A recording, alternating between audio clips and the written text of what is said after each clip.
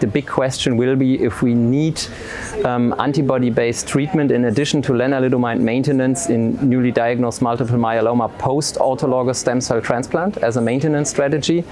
And these studies are ongoing. And luckily, the patients do very, very well in these studies with a monoclonal antibody in the induction regimen. So we need some more time to see progression-free and overall results, overall survival results from these trials. And as we wait for this,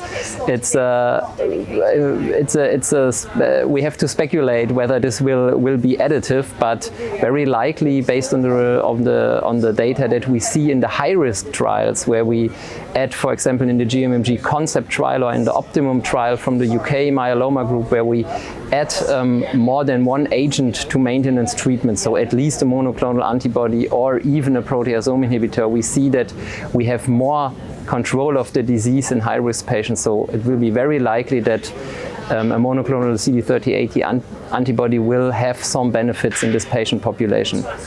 Moreover, I think that the CD38 antibody will be established widely during induction and consolidation, which is already now the case for most European countries and in the United States, but I hope that it will continue and that more patients will get access to this treatment.